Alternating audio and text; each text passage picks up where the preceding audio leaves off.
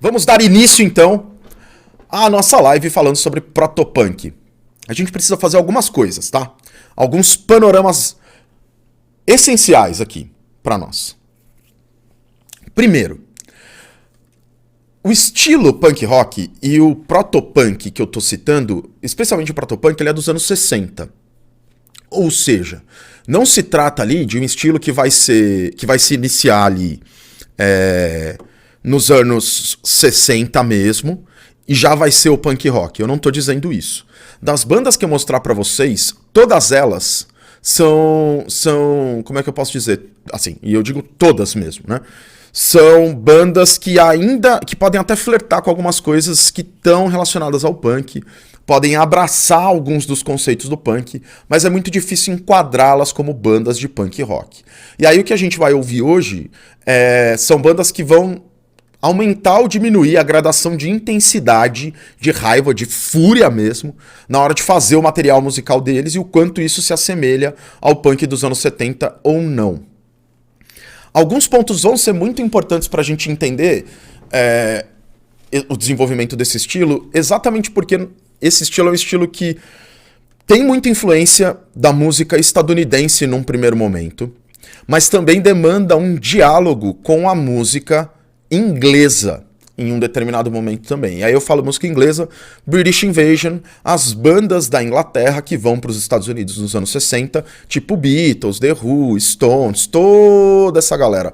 E aí para fazer esse apanhado histórico, não vai ser tão longo assim, tá? Mas pra gente entender um tanto do que é esse estilo que tá antes do punk, ainda não é punk, mas parece punk, mas de fato ainda não é, a gente precisa dar uns passos para trás. E não começar a discussão dos anos 60. Sim, começar ela ali do pós-guerra até o final dos anos 50. Nos Estados Unidos, mais especificamente. A gente tem que lembrar que depois da Segunda Guerra Mundial, como já foi falado aqui no canal, toda a doutrina do Truman, o macartismo posterior, e, enfim, todas as dinâmicas políticas dos Estados Unidos vão estar muito centradas em cima ou do clima da Guerra Fria, como a gente diz, né?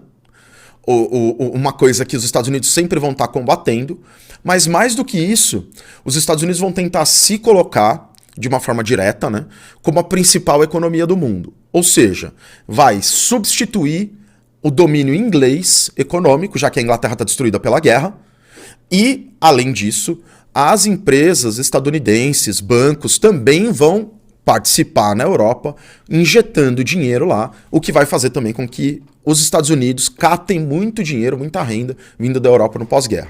Além de tudo isso, na própria doutrina Truman, a gente vai ter um aumento muito forte da produção estadunidense mesmo, na intenção de expansão do capitalismo. O capitalismo, a gente sempre vai ter necessidade de muita produção para que as pessoas tenham dinheiro para gastar. O dinheiro para gastar vai gerar mais produção, a galera vai entrar nessa roda do capitalismo e assim a economia vai crescer a solavancos, mas vai crescer, como é assim que acontece lá na economia dos Estados Unidos. E aqui a nossa intenção não é falar exatamente de como essa produtividade aconteceu. O que a gente precisa saber é a intenção no pós-guerra dos Estados Unidos é aumentar a produção e o consumo, aumentar a produção através do consumo, incentivar o consumo através do emprego. Vamos botar todo mundo para trabalhar, vamos incentivar a indústria estadunidense por meio de incentivos de Estado mesmo e exportação dessa mão de obra ou dos materiais dessa indústria. Vamos catar a GM, vamos vender carro da GM, caminhão da GM, para todo mundo que é da América e todo mundo que é da Europa, todo mundo que consegue fazer relações com a gente.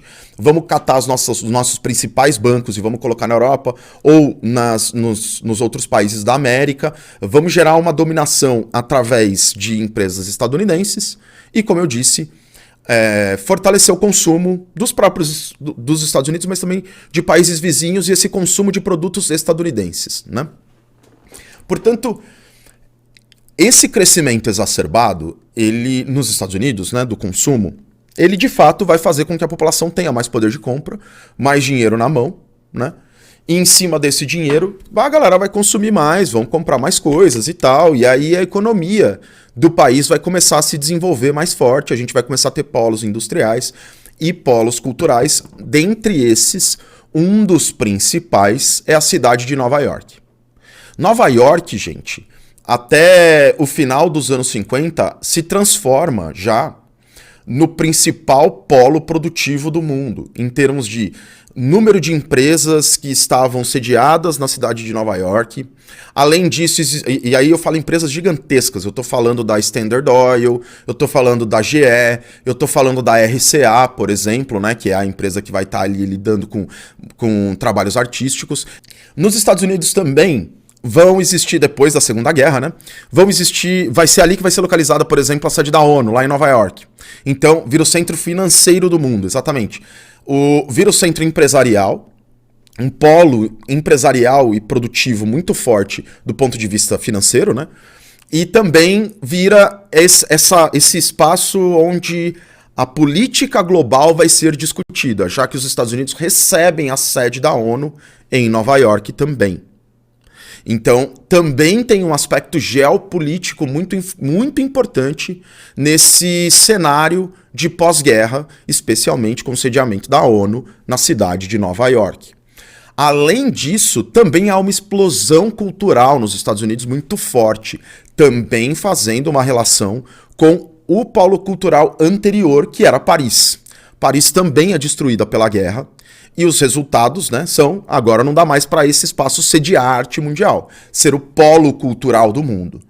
A própria guerra tinha expulsado muitos dos artistas, compositores, maestros, instrumentistas, fora da Europa, colocado para fora essas pessoas. Seja por conta do nazifascismo, seja por conta de outras questões geopolíticas ali da Segunda Guerra, mas, no geral, os Estados Unidos recebem muito dessa mão de obra artística e trabalham para transformar ali. Eu estou falando de Nova York mais especificamente, tá? Mas isso acontece em outros centros, centros como Detroit, por exemplo, Ann Arbor e outras cidades estadunidenses, mas mais forte em Nova York. Lá vão existir, por exemplo, vários artistas de artes plásticas, artes visuais, fogem da Europa e vão para lá, tipo Duchamp, Kandinsky, etc. E vão influenciar uma geração de artistas que vão trazer para os Estados Unidos a questão da... Como é que é o nome? Do expressionismo abstrato, né? É isso, né? Que é aquela ideia de você... É todo um ramo da arte que está tratando ali da arte de uma forma bem mais abstrata. Se vocês não conhecem os quadros do Jackson Pollock, todo mundo já deve ter colocado no Google, mostrado numa escola para vocês em algum momento, mas dá pra gente mostrar aqui, né? É sempre uma arte abstrata. E é essa a ideia dele, né? Enquanto artista, mais ou menos, a ideia é essa. Mas essa linguagem artística, lá nos Estados Unidos, ela vai ser reforçada. Os Estados Unidos vão entender a importância, a sua própria importância enquanto um novo polo cultural, e isso vai ser reforçado. Esse domínio, digamos assim, momentâneo dos Estados Unidos sobre as tendências da arte contemporânea também ia passar para um lado da música popular mais desenvolvida, que era o jazz. E o jazz, especialmente o nova-iorquino, que é o bebop, vai tomar uma projeção nacional muito forte, muito ampla. Também no pós-guerra. Também no pós-guerra, a Filarmônica de Nova York se torna uma das principais orquestras do mundo, porque recebe um dos principais regentes do mundo, que era o Bernstein, Leonard Bernstein. Um cara muito famoso, inclusive, né, que se tornou muito famoso enquanto regente e muito importante para a música de concerto, assim, enquanto regente. Também em Nova York, nos Estados Unidos, a Broadway vai se destacar como um espaço importante de trabalho e desenvolvimento de arte. Muito importante nesse sentido. Então, assim, e fora a literatura estadunidense, por exemplo, também, que com a geração Beat vai ganhar uma proeminência e um espaço muito grande, muito amplo, nacional e internacionalmente. Então, ali nos arredores de Nova York, na própria cidade de Nova York e em alguns outros polos, em algumas outras áreas, né, zonas urbanas estadunidenses, o que a gente vai começar a enxergar é isso. Um aumento muito grande do poder, assim, não do poder, né, mas do poder de consumo. Um aumento muito grande das formas de consumo, das oportunidades de consumo que os trabalhadores ali tinham nos Estados Unidos, e a renda que eles tinham ali para guardar para fazer as compras deles, e beleza. Mas também digamos, essa abrangência muito bem definida em várias formas de arte diferentes, que vão dialogar, que vão debater ali dentro daquele espaço e vão gerar outras ideias, outras propostas artísticas que vão começar a se tornar tendências lá dentro. Certo? Só que tem um outro ponto que a gente também tem que falar. Se a gente está falando dessa explosão cultural, a gente também tem que falar de domínio. E, de fato, vai existir um domínio estadunidense como polo cultural e tudo mais. Esse domínio vai estar presente lá também. E é uma coisa que até hoje existe, tá? Se hoje a gente vai no cinema, e num cinema que tem lá 10 filmes, 9 são estadunidenses, esse domínio cultural ainda está sendo exercido. Simples assim. Existe um domínio do mercado mundial também, né? Rivalizando com a Inglaterra, como eu coloquei, o Dorothy também chegou a comentar sobre isso.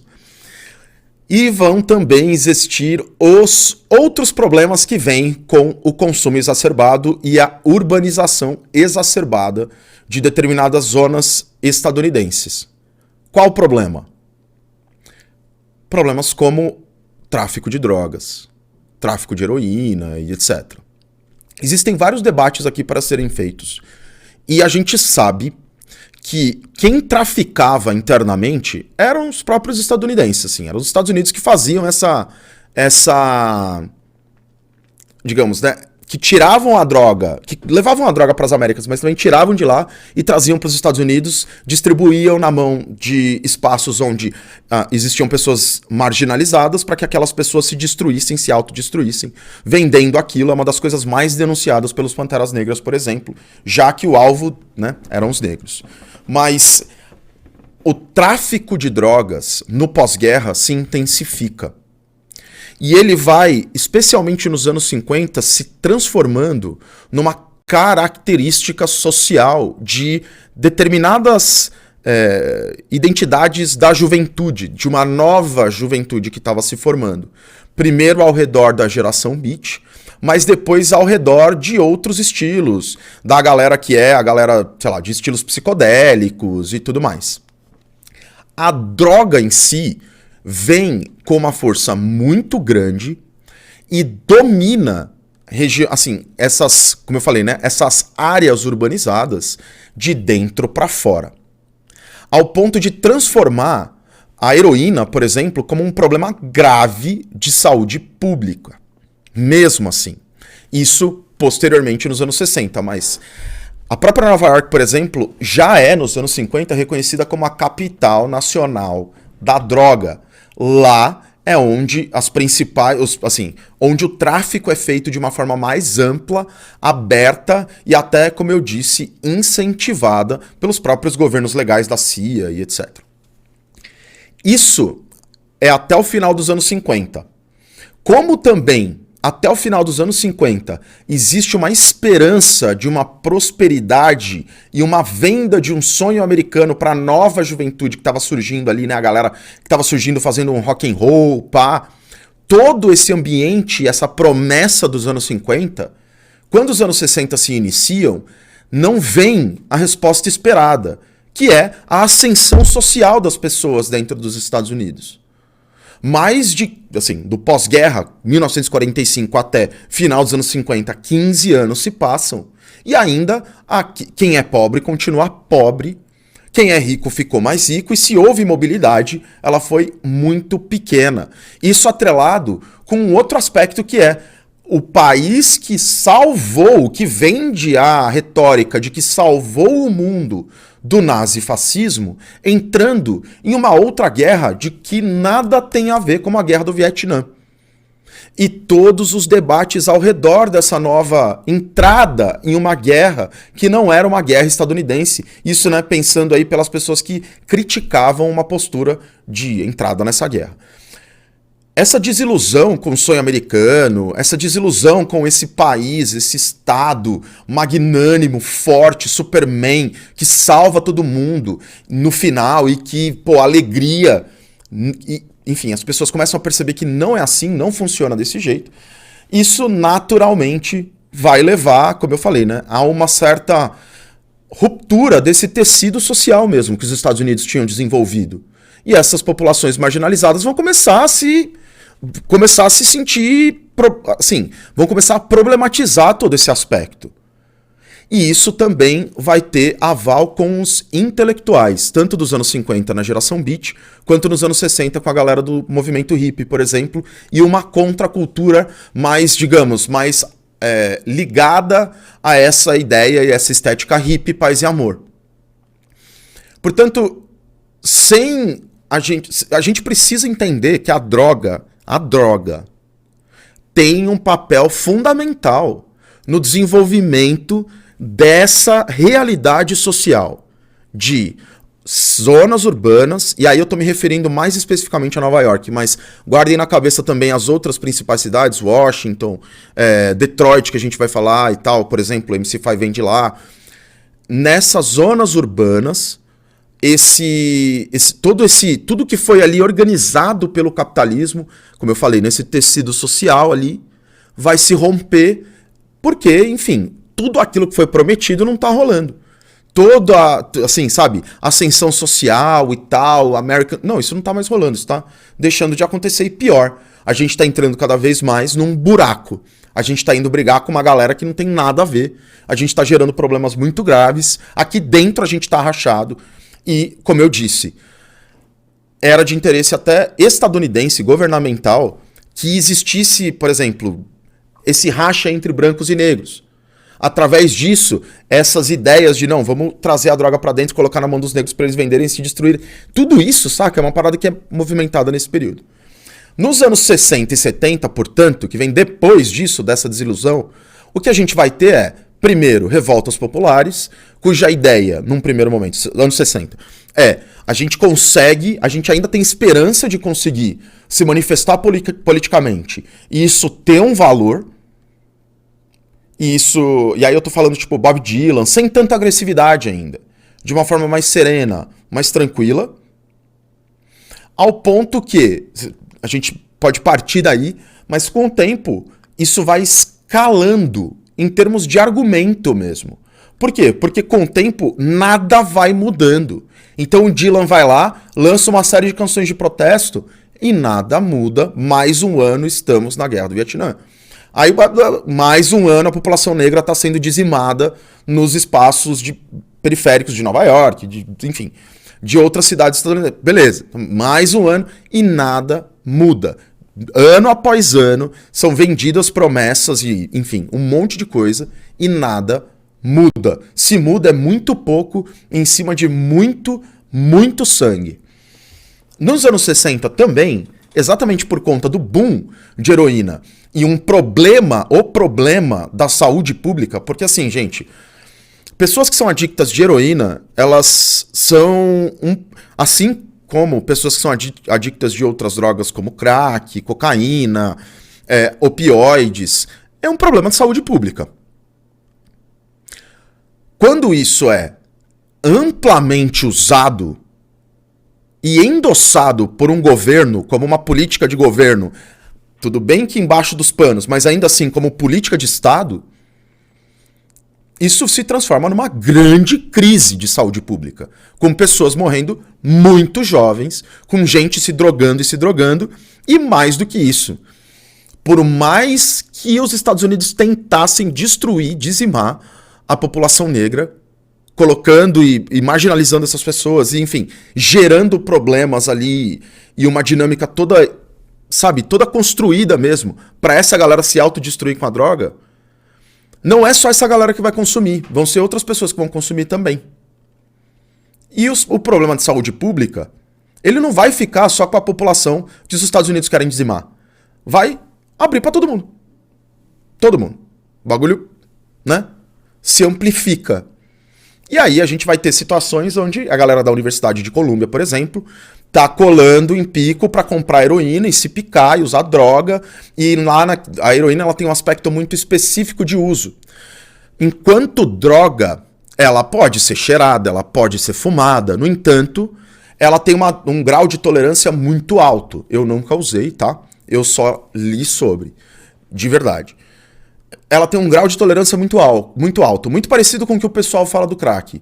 No sentido de, a primeira vez que você usa, o crack vai te dar uma parada. Na segunda vez, você já não vai obter o mesmo efeito, então você vai querer usar mais.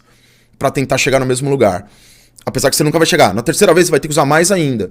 E isso não é tipo, sei lá, ao longo de 2 anos. Isso é ao longo de um mês. Você passa de usar um pouquinho pra um monte, tá ligado?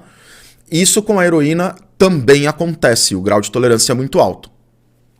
Então os problemas de saúde pública eram gravíssimos. Gravíssimos mesmo. Calamidade, assim. Ao mesmo tempo em que os Estados Unidos vão iniciar, para tentar barrar esses problemas de saúde pública, aquilo que vai assolar populações pobres daquele momento em diante. A famosa e famigerada guerra às drogas. Que tudo bem, ela ainda nesse momento não tem esse título, mas já existe uma intenção mesmo, né, da força policial de lutar contra as drogas, de perseguir populações, entrar, sabe, tipo, enfim, de causar o caos na periferia de Nova York, na periferia de Detroit, causar o caos, fuder com todo mundo em busca das drogas.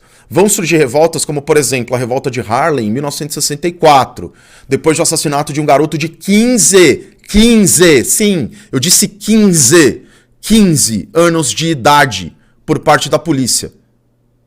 Essa revolta, ela foi documentada em fotos, eu posso pegar as fotos depois. Mas essa é uma revolta, por exemplo, que foi também reprimida por policiais, tá ligado? Por exemplo. Então, a política de guerra às drogas se inicia nos anos 60 e traz essa sanguinolência, assim, saca? Essa violência forte, pesada para os centros urbanos. E por mais que eles tentem, ainda assim, estando dentro dos centros urbanos, isso vai ter uma relevância geral ali para a situação. Além disso, nos anos 60, os Estados Unidos vão lidar com uma série de greves. Greve do sistema de lixo, greve do sistema postal, greve pra caralho, assim. Greves que foram fomentadas a partir dessa mentira que foi o American Way of Life e esse American Dream, que não veio para todo mundo, que não mudou nenhum tipo de relação, não quebrou com o status quo, não quebrou paradigmas, pelo contrário, fortaleceu paradigmas problemáticos. Então, né, isso tudo é impulsionado. Como eu falei do fim do American Dream, a gente já falou da guerra do Vietnã, e aí a gente começa a chegar, como eu falei, né, tem uma questão da heroína que ela pode ser tirada, mas geralmente ela é injetada. E um dos problemas principais desse estado de problema de saúde pública é muitos dos usuários de heroína que compartilhavam as seringas acabavam passando doenças como, por exemplo, HIV. E é nos anos 60 que os Estados Unidos também assistem a uma ascensão muito rápida dos casos de HIV, por conta dessa questão, da galera se picar. Esse é o panorama. Para falar especificamente do protopunk que vai estar ali nos Estados Unidos. O pano social pro bagulho acontecer é mais ou menos esse. Porque é lógico, a gente não vai dar conta de falar de tudo, senão eu nunca vou falar da música, né? A gente nunca chega na parte da música. Mas é importante pra gente entender que sem essa decadência do espaço urbano, os temas usados pelas bandas que estão no início, na gênese do punk, talvez não estivessem lá. O fato de a população estadunidense acreditar numa mentira, assim, por mais de uma década, também foi necessário para que esse estilo musical acontecesse. Porque o punk, gente, esse termo punk, ele é muito pouco pro que o estilo representa, porque o estilo representa revolta. É isso que o estilo representa, revolta. E é uma revolta que está muito calcada num valor político meio dúbio, porque existe muito do punk que é politizado, mas também existe muito do punk que não é politizado. Então a própria ideia política ali ela é meio dúbia. No entanto, uma coisa o punk tem, ele é realista. Se ele for falar da rua, ele vai falar da rua mesmo. Ele não vai falar da rua bonita, que tem neve, ele não vai falar tipo Singing in the Rain. Não, ele vai falar da rua, da galera que mora na rua, do lixo da rua, da podreira da rua, Ele não vai tratar como abordagem, e aí eu tô falando do protopunk mesmo. Os artistas nos anos 60 que vão percebendo essas mudanças nesse tecido social e olhando e falando, mano, tá dando tudo errado, só tem merda aqui, vão cansando pouco a pouco de tipo, mano, de ficar ouvindo música que não trata dessa rua, desse dia, desse rolê, tá ligado? Do lado Jorge Amado da rua, exatamente, Cobold. Então, os caras que vão estar ali, eles vão olhar e vão falar assim, mano, pera lá. Tem aí a música dos Beatles, né, e tal, e é mó legal, assim, mas... Nowhere Man, por exemplo, do Rubber Soul, tal, pô, muito legal, tal.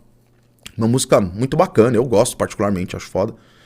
Mas os caras olhavam pra vida deles, pro dia a dia deles, de usuário, de adicto, e tipo, cara, olha, não é a minha vida, mano.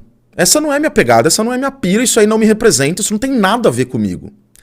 Qual era a segunda opção nos anos 60 que surge pra esses caras, além do rock and roll?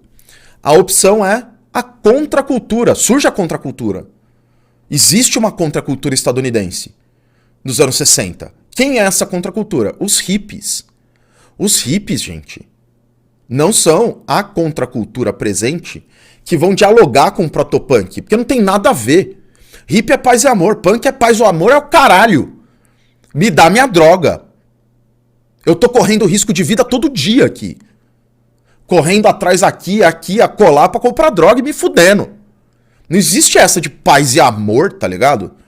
Não existe essa de, nossa, vamos lá celebrar, oh meu Deus. Não, é o caralho isso. Não. Isso não é a minha realidade. Isso não é a realidade da minha cidade, do meu universo. E aí, por isso que, enquanto eu tô fazendo o panorama histórico, eu tô citando muito a cidade de Nova York. Enquanto São Francisco tem uma relação com o movimento hippie, em termos de como a cidade respira cultura, Nova York é o contrário. Nova York clama uma contracultura. Ela precisa de uma contracultura. Precisa, mesmo. Mas não é essa, é uma outra. E com isso surge, a coisa dá uma expandida, dá uma criada ali, um negócio que não tinha. Surge ali uma intenção de fazer música, de escrever sobre música, de uma forma real para quem está no centro urbanizado decadente. E não para quem está ou no centro urbanizado idealizado, mundo da Broadway, por exemplo, ou então, sei lá, numa outra realidade de protesto, mas que não condiz com, por exemplo, a cidade de Nova York. Ou a cidade de Detroit, certo? Ou Ann Arbor. E outros polos no Michigan, por exemplo. E na costa leste. Certo? Importante entender isso, tá? É fundamental, inclusive. Sem essa visão urbana, não existiria esse protopunk. E essa visão diferente dessa contracultura hippie. Importante também dizer isso, por quê? Porque assim a gente consegue identificar os dois como contracultura. Mas entendendo que contracultura não vai abarcar só um lado. Não é só a galera Flower Power. Não é a galera do Paz e Amor. Não é só a galera hippie que vai falar, vai dizer, vai discutir, vai fazer parte dessa contracultura. A outra contracultura que vai surgir é o que a gente posteriormente vai nomear de punk, mas que nessa época ainda não era. Era uma nova contracultura, um jeito diferente de fazer parte dessa contracultura.